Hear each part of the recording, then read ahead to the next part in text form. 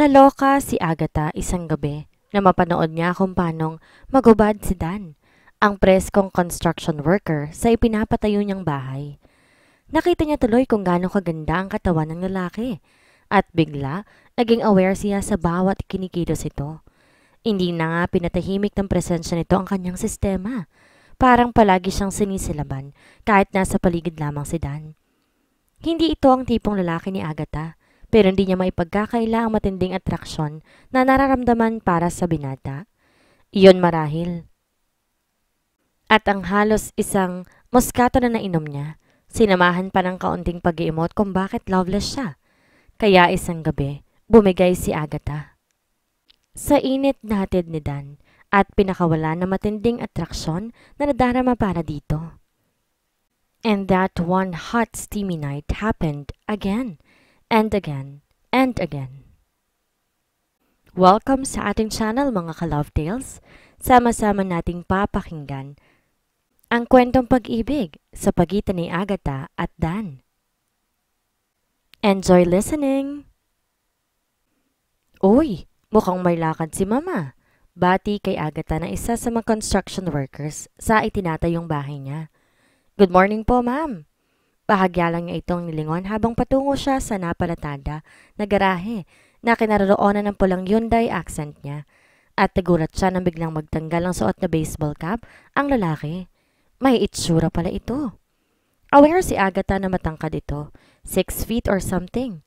Pero hindi lang sa height ito nakahawig si Kobe, kundi pati sa mukha. Hindi kasing itim ng naturang NBA star, hindi rin kasing lapad ng kaha. Kung iisipin parang pinaghalong Kobe at Enrique ang peg. Hindi yung gwapo ng mababalian ka ng leeg sa paglingon, pero pwedeng sumabay kay Yolanda sa lakas ng dating. Tipong hindi pa huhuli ng buhay. Erase. Aniya sa sarili. Bakit ba niya ina-assess ang itsura nito? Isa itong construction worker. Hindi naman sa hindi marangal na trabaho yon, kaya lang di siya mag-entertain ng ganoon dahil hindi rin naman siya papatol sa ganon. Magkano lang ba ang sweldo ng construction worker? Kaya ba siyang buhayin ng ganon? Isa pa masyado na siyang maraming binasa na engineers at architects na presko para pumatol lang sa construction worker na mukhang mas matindi pa ang bilib sa sarili. Tinangoan na lang ni Agatha ang lalaki at dumiretso na sa kotse niya. May meeting siya sa isang resort owner sa bayang iyon, ang hometown ng lolo niya. Nang mamatay si Lolo Tasio, pinamanahan silang magpipinsan ng tig 5,500 square meters na lote sa bayan ng Batangas, sa lalawigang iyon ng Southern Tagalog. 4 lang naman silang magpipinsan at 2 ektaryang naiwan na matanda. Ang nalalabing square meters binigay ng kanyang abuelo sa isang orphanage. Last year pa nagawa ang gusali ng hospisyo. Sa ngayon, pukpukan na sa pangalawang gusali doon. A few months ago, naisipan ni Agatha na dalawin ang kanyang lote. Pagkatapos ikwento ng pinsan niyang si Ray na nagpa siya itong pataniman ng mais ang lote nito para magkaroon naman daw ng silbi. Tinanong niya pa rito kung ano ang balak niya roon. Ang lote naman ng twin sister nitong si Roxanne na nurse sa Dublin, pinatiman na rin daw nito ng total. Nakatiwangwang lang din naman daw iyon. Ang pamilya ng mga pinsan niya ang nanatili sa Batangas. Palibhasa, tagaroon din ang ina ng mga ito. Si Agatha ay sa Laguna isinilang at lumaki dahil parehong doon nagtatrabaho ang parents niya noong nabubuhay pa ang mga ito. Unang namatay ang mama niya sa cancer nung 10 years old pa lamang siya. Ang papa naman niya inatake nung kagagraduate pa lang niya ng college. Kahit wala siyang malapit na kamag-anak sa Laguna, hindi na siya umalis doon. Hindi rin niya planong iwan ang bahay na naipundar ng mga magulang niya sa Santa Maria. But recently, nang mapadala sa mga projects niya out of town, lalo na sa southern part ng Luzon, naisipan niyang gamitin na rin ang lupa na minana sa kanyang lolo. Total may naipon na rin naman siya. Naisipan niyang patayuan ng bahay ang kanyang lote. Naandon din ng mga kamag-anak niya sa ama. Samantalang nasa Singapore naman, ang karamihan sa side ng kanyang ina. Kaya okay lang din, nasa Batangas na maging permanent residence niya kung sakali. Basta for now, magiging rest house niya muna iyon. Ang lote ng pinakamatandang pinsan nila na si Lay ay balak yata nitong patayuan ng eskwelahan someday. Teacher ito sa US.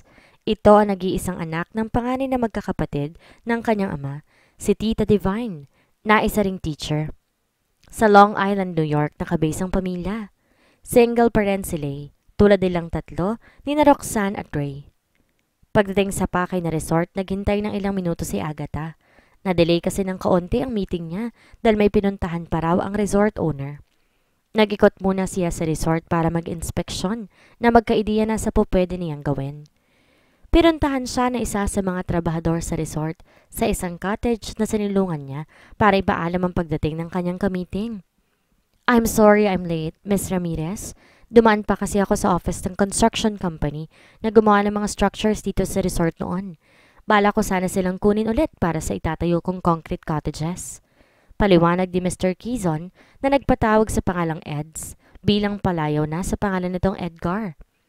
Mas matanda ito sa kanya ng halos 15 taon. Hindi na ako nagpapabidding at subok ko na itong suki ko. Malaki pang mag-discount. It's okay, Eds. Sinong construction company ang gumawa nito? I hope you don't mind. Nagpapagawa rin kasi ako ng bahay dito sa Batangas. Hindi naman kalakihan. Aside from that, may alam din ako nagpapagawa ng building. Malapit lang din sa amin. Para sa isang orphanage naman. Rock Gold Company. Parehong contractor. You got it. Rock Gold din ang contractor ko dito sa resort. At sila nga rin ang gusto kong kunin ulit. So, sa'yo yata ang sinasabing kontrata ngayon ni Dan. Malamang. Tumango si Agatha. Anyway, shall we get down to business? Oh, yes. I'm sorry. It's okay. Saka para nagsimula ang seryosong usapan nila. Halos buong araw din na naging meeting nila kasama ang ilang tauhan ni Ed sa resort. Doon na nag-lunch si Agatha. Kasama na rin ang mayat-mayang merienda at pag-iikot sa resort. Hapon na nang ma-finalize ang kanilang usapan.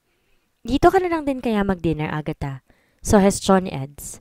Thank you so much, Eds, pero kailangan ko rin kasing maabutan yung mga nagtatrabaho sa bahay. Sabado ngayon. Nakasanayan ko nang tingnan ng mga nagawa nila for the whole week bago ko sila pauwiin. I understand, Agatha. But you know what? Basta nandyan si Dan, I assure you, your house is in good hands. Maaasahan ng Rock Gold Company. Maliit lang silang kumpanya pero very hands-on sila sa kanilang mga projects. But then again, iba pa rin talaga ang nadodouble check ang kanilang mga trabaho. So, I'll see you in 2 weeks? Yes, Eds. See you in 2 weeks. Nagkamay na silang dalawa.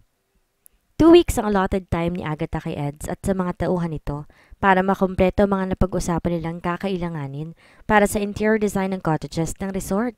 Kasama ng staff house, restaurant at lalo ng 3-story mini hotel nito.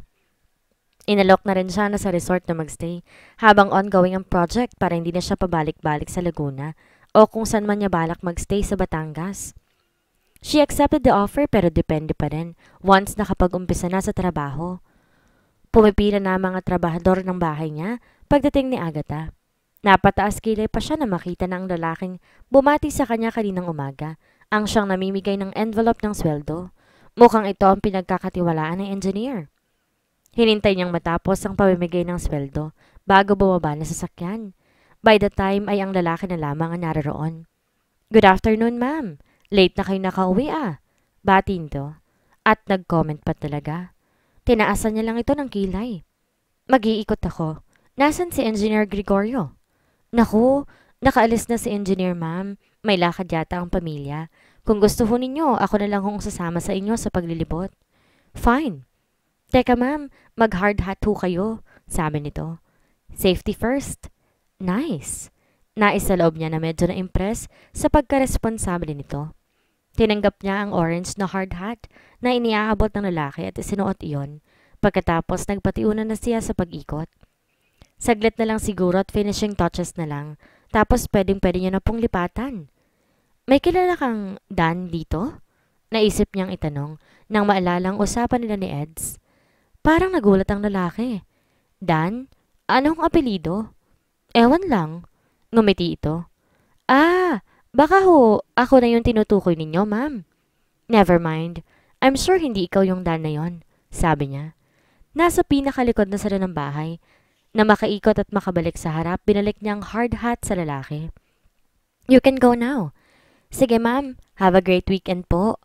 Kunot noong hinarap niya ang lalaki at medyo na-conscious sa paraan ng pagtitig nito sa kanya. Bakit ikaw ang pinagkakatiwalaan ni Engineer Gregorio sa construction dito? Hindi naman ikaw ang foreman, di ba? Tanong ni Agatha.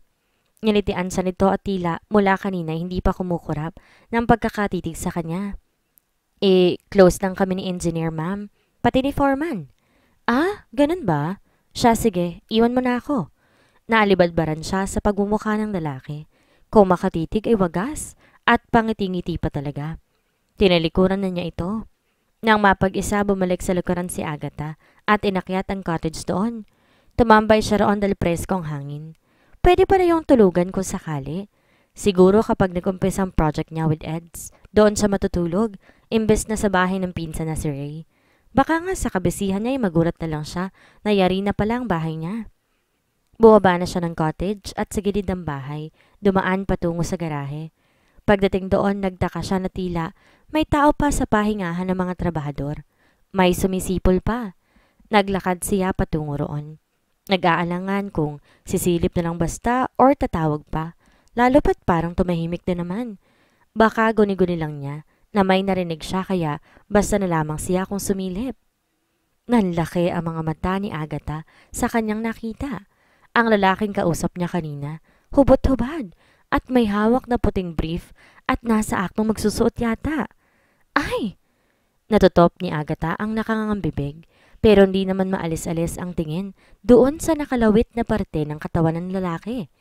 Nag-angat naman to ng mukha at nagtama ang mga mata nila na lalo lang ikinainit ng mukha niya. Dali-dali siyang tumalikod, pulang-pulang mukha. Magkaroon ka naman ng kahihiyan, mister. Wala ka sa bahay mo. Sorry ma'am. Hindi ko naman husukat akalain na sisilipin niyo ho pala ako. Bakit ka pa kasi nandito ha? Pasinghal na tanong niya para maalis sa isip ang nakita. Ako ho ang nakatoka magbantay dito ngayong weekend ma'am. Hindi naman ho po pwedeng iwan na walang tao itong bahay ninyo. May mga gamit din ho kasi sa paligid. Mahirap na ho. My God! Diyan ka na nga. Nagmamadaling nagtungo si Agatha sa kanyang sasakyan at mabilis nang pinaharurot iyon. Pagdating sa bahay ng pinsan, pilit niyang kinalma ang sarili at tagkunwaring walang nangyari. Binati siya ni Ray. Kapag natapos ang bahay mo, for good ka na ba dito sa Batangas?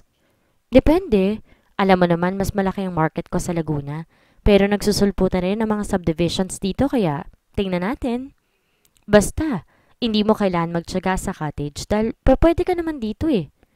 Actually, stay-in nga sana ako dun sa resort, pero nakita ko kanina na okay naman pala dun sa cottage kaya gusto ko subukan ko sakali. Paliwanag naman ni Agatha. Pero may mga trabahador ang mga makakasama mo doon, insan. Paalala pa ni Ray. So what? Teritoryo ko yon. And as if naman ang layo nitong bahay mo in case something bad happens. Katwiran niya. Kung sa bagay, ikaw ang bahala. But for now, baka pwedeng samahan mo muna ako sa kusina para magluto. May binili akong malaking isda kanina. Isigang natin. O kung gusto mo, sweet and sour. Sinigang na lang, sagot niya. Yan ang gusto ko sa'yo eh. Ang hilig mong magluto. Parang ikaw ang babae dito sa bahay ninyo. Hindi ka na dapat magtaka. Sino bang mas marunong magluto kina mama at papa? Hindi ba si papa din? At sa amin ni Roxanne, di ba ako? Oo nga eh. Baliktad ang mundo dito sa inyo. Mas domesticated ang mga lalaki kaysa mga babae. Sandali lang, magbibihis lang ako. Paalam niya. Salamat sa pagayaya ni Ray. Hindi niya napagtuunan ng pansin ang nasaksihan kanina. Pero hindi siya nakatakas sa oras ng pagtulog. Sa gitna ng pag-aagaw ng kanyang antok at kamalayan, bumabalik sa isip niya ang nakita. Napilitang bumangon si Agatha. Gusto niyang lumabas ng silid, pero baka gising pa ang mga kasama niya sa bahay at mausisa pa siya. Yun ang mahirap sa pakikitulog, limitado ang kilos niya. Kahit pa sabing kamag-anak naman niyang tinutuluyan, iba pa rin talaga kapag sarili at solo niya ang bahay. Bumuntong hininga siya at hindi malaman ang gagawin. Tuluyan ang nawala ang kanyang antok. Visit na construction worker na yun. Hindi ako dapat naapektuhan sa six-pack abs niya at sa laki ng kanyang hinaharap no? Sino naman ang mag-aakala na sa loob ng tent na yun ay may lalaki palang nakaburlis? Pero bakit ba sobrang affected siya sa nakita? Hindi ako affected. Pinilit ni Agatha na makatulog kahit pa parang nag-trigger ang insomnia niya sa tagpong nasaksihan kanina. Mistulo na kainom siya ng isang pitsil ng kaping barako. The next morning, kahit pa Gusto pa rin ni Agatha na pumunta sa ipinagagawang bahay ay hindi niya na ginawa. Tiyak na nandoon pa rin ang lalaking iyon, kaya't minabuti na lamang niyang bumalik ng Laguna. 2 weeks later, bumalik si Agatha sa Batangas. Ready na siya para sa kanyang new project. Naikondisyon niya na ang sarili niya at sigurado siyang hindi na siya magiging apektado sa muling pagkikita nila ng lalaking iyon. Hindi kasi po pwedeng hindi niya bibisitahin ang bahay niya. Alangan namang pabayaan na lang niya iyon dahil ayaw niyang maalala ang nasaksihan sa tent. Wish niya lang na walang lalaking yun doon o magkaroon naman sana ito ng kahihiyan at ito na ang umiwas sa kanya. Ayos naman ang first day niya sa resort. So far, so good. Puspusan na naging trabaho kaya pagsapit ng hapon ay mas pinili niyang doon na lamang manatili imbes na bisitahin ang bahay o pumunta kina Ray. 3 weeks naman siyang nasa Batangas kaya may ibang araw pa para bisitahin yon. At saka si Ray ang tumitingin doon kapag wala siya. Friday na magka-oras siya para bumisita sa construction. Maaga silang natapos sa trabaho dahil may mga kulang pang gamit. Hapon pa kinabukasan ng delivery kaya ibig sabihin sa Monday pa siya makakapagtrabaho uli. Kasama ang mga tauhang si Eds ang nag-hire para tulungan siya. Nagpaalam siya kay Eds na bibisitahin ang bahay niya at doon na rin siya matutulog. Are you sure? Can I go with you? Gusto ko lang ma-check ang cottage na sinasabi mo whether it is safe or not, sabi ng lalaki. Saka ka na lang pumunta, Eds, kapag tapos ng bahay ko. Don't you worry then at malapit lang doon ang bahay ng pinsan ko. I can always ask for help. Concern lang naman ako. Nag-iisa ka at babae pa. Tsaka baka makita ko rin si Dan doon. Parang warning bell sa pandinig ni Agatha ang pangalang binanggit ng kausap. Kanina pa niya ipinapanalangin na sana wala doon ang lalaki o kaya wag magtagpo ang landas nila. Thank you for the concern, Eds. I appreciate it, but I can take care of myself. At doon naman sa Dan na sinasabi mo, nagtanong na ako last time. I am sure hindi yung Dan na construction worker ang tinutukoy mo. Hindi nga siya construction worker, Agatha. Nakangiting sagot ng lalaki. Anyway, isang araw magkikita rin kami nun. Baka maisipan ding dalawin ako. Ibinilin ko naman iyon sa opisina nila. Ganon ba? Malamang dadalawin ka na nga lang nun. Sang-ayon niya pero medyo na-intriga naman siya sa sinabi ni Eds na hindi construction worker ang Dan na tinutukoy nito. Ano yun? Engineer. Lalong wala yun sa construction ng bahay niya. Kung ganon, hindi Dan ang alam niyang pangalan ni Engineer Gregorio. Roger yata o Rocky. Nakahinga na maluwag si Agatha. Nang pagdating sa bahay hindi niya makita ang pamilyar na mukha. Natuwa rin siya sa nakitang improvement sa bahay niya. Mukhang kaunti na lang ang bubunuin pagkatapos ay finishing touches na lamang. Tinungo niya ang cottage sa likuran. Pagkatapos buhay ng temporary switch ng ilaw at magliwanag ang loob, ipinatong niyang overnight bag sa isang tabi. Kinuha ang malinis na basahan. Binasa iyon, ipinunas sa papag at sa sahig. Nang makitang malinis na nga ang lahat, inilatag na niya ang nakatuping foam sa uluhan ng higaan. Maaga pa naman at di pa siya nagugutom.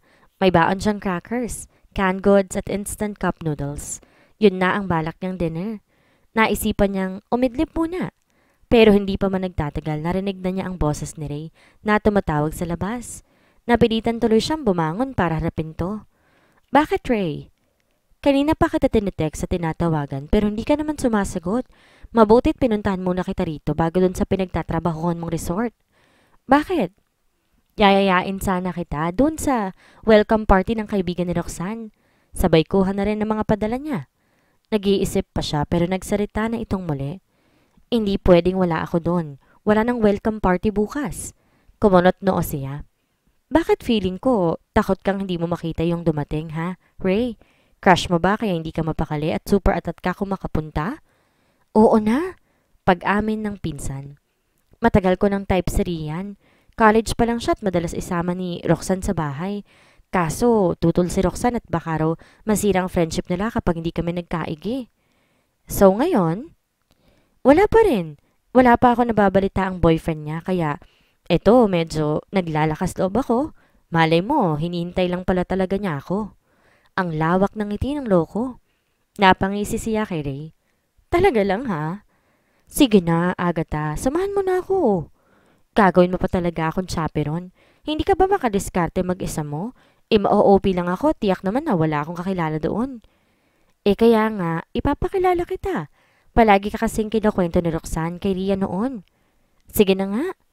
Salamat talaga, Insan ha. Tara na? Anong tara na?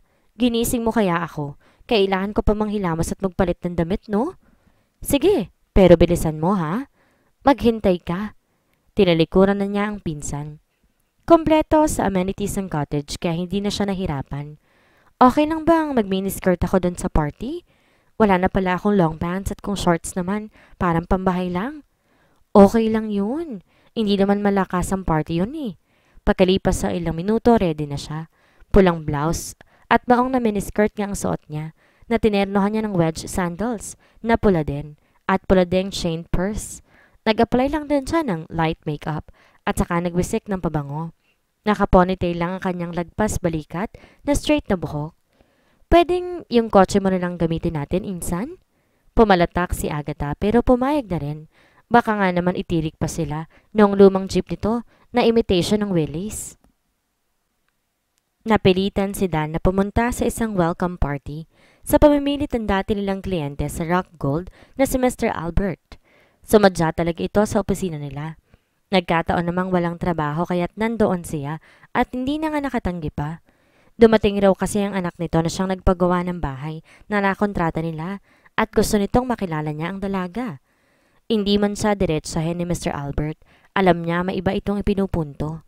Sabihin ba namang single ang anak nitong nurse sa Canada? 25 years old daw ang babae at hindi pa raw nagkaka-boyfriend. Hindi lang niya masabi na baka mapahamak lamang ang anak nito sa isang katulad niya. Naisip niyang iyain si Engineer Roger Gregorio, aka Rocky, na siya nag-engineer sa paggagawa ng bahay ng mga Albert noon. Yung sports car mo na lang sanang ginamit natin, Dan, para naman dagdag pogi points, sabi nito. Umiwas nga ako kaya kita niyaya at itong senior citizen mong pick-up ang dinala natin. Tapos, sports car ko pa talagang naisip mo. Bakit ka ba naman kasi umiiwas? Wala namang problema kung sakali, di ba? Single ka. Single din ang anak ni Mr. Albert at saka nurse pa ha. Ayaw mo pa nun? Magaling mag-alaga. Nako, ayoko ng komplikasyon. Yung mga ganyang 25 anyos at di pa kaka-boyfriend, ba, malaking sabit yan. Pero tukso namang sumagi sa alaala niya ang may-ari ng bahay na kino-construct nila ngayon. Si Agatha Ramirez, 24 years old, single din. Mula nang una nito nagpunta sa opisina ng Rock Gold 3 months ago at masilip niya ito mula sa siwang ng kanyang cubicle habang nakikipag-usap kay Roger na buhay na ang pagnanasa niya sa babae. Hindi niya maintindihan dahil ordinary lang naman ang suot nito nung araw na iyon. Hindi pa pansin at hindi rin pa sexy. Tandang-tanda niya. Nakamaong lang ito at blouse na puti. Nakaponytail ang buhok, walang makeup, flip-flops na black at malaking shopper tote bag na ayon sa sekretary nilang si Len ay Louis Vuitton daw ang tatak. Kung si Len, laway na laway sa bag ni Miss Ramirez. Si Dan, kay Miss Ramirez mismo naglalaway. Para siyang 12 anyos na bagong tuli na hindi nagawang lumabas ng cubicle para makaharap ang babae. Mukhang suplada rin kasi itong si Agatha. Straight lang kay Rocky ang tingin nito noon at tila walang pakialam sa paligid. Saglit lang idinaturoon at tila nagmamadaling umalis kaagad. Na makaalis ang babae sakalang lumabas ng cubicle si Dan at nilanghap sarap ang hanging iniwan ng babae. Amoy kalachuchi. Nang silipin niyang babae sa labas, nakita niyang papasakay na ito sa pulang sedan at ilang saglit pa'y nakalayo na. Dali-dali siyang bumalik kay Len noon at tinanong ito, Len, anong pakay nung future misis ko? Ganun na lamang ang tawa ng sekretarya. Sinabi nito na magpapagawa ng araw ng bahay ang babaeng mabango at naka Louis Vuitton. Nang sabihin nito ang pangalan ni future Mrs. Dan Aguirre, dali-dali siyang bumalik sa cubicle at kumonek sa wifi para hanapin sa Google ang pangalan nito. Doon nalaman ni Dan na isa itong building interior designer at natuklasan din niyang meron tong sariling website at mukhang popular ang blogs ng babae. Yan ang mahirap dahil ayaw mo pang magpatali, sabi ni Rocky. Pero nasa edad ka naman na sana tol, ayos na mag-asawang 31. Wala akong sinabi na ayaw ko pa magpatali, saad ni Dan na may dreamy smile sa mukha. Naglalaro ang imahe ni Agatha sa balintataw niya. Aba, aba, may namimiss ba akong update sa buhay mo? Wala. Dahil wala pa namang ka-update-update, dahil wala pang development ang pantasya niya. Sino yan, Agire?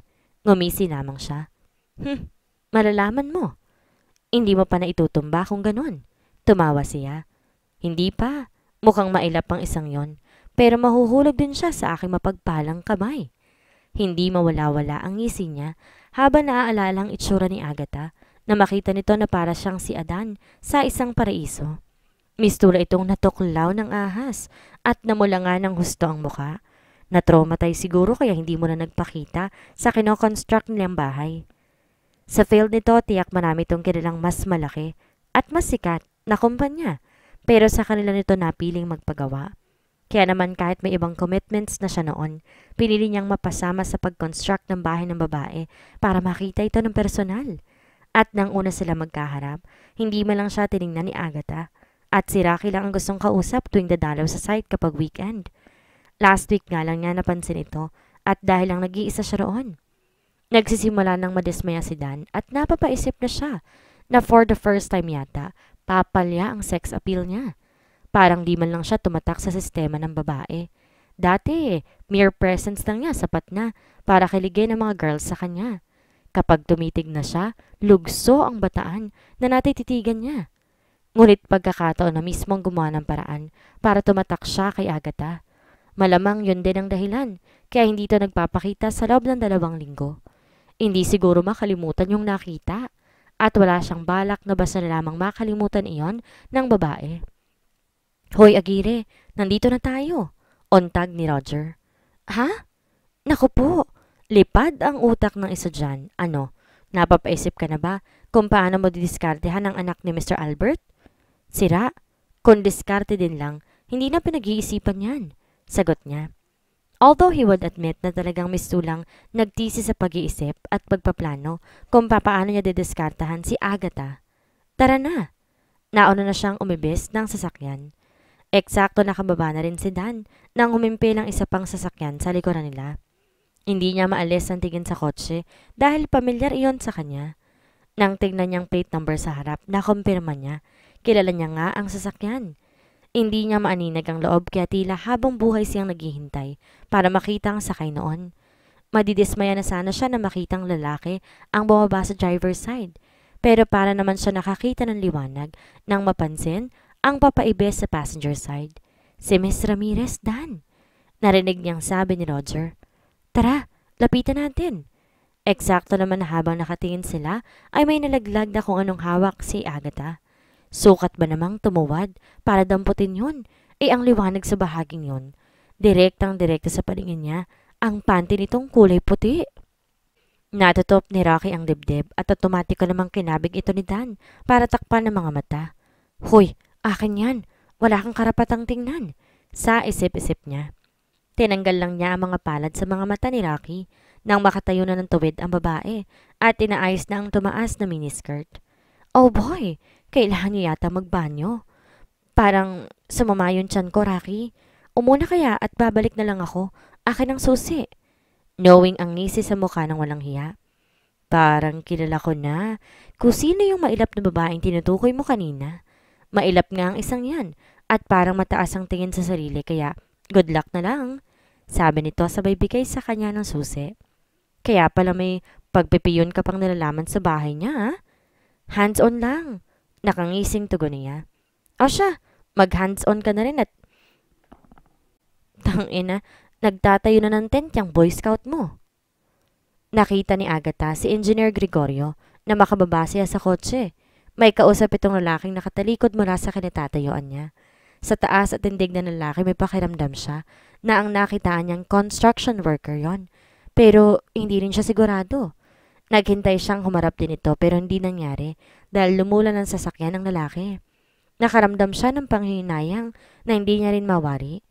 Miss Ramirez, bati ni Engineer Gregorio. Engineer, nandito ka rin pala. Sino yung kasama mo? Tanong niya, hoping na may magandang sagot na maririnig.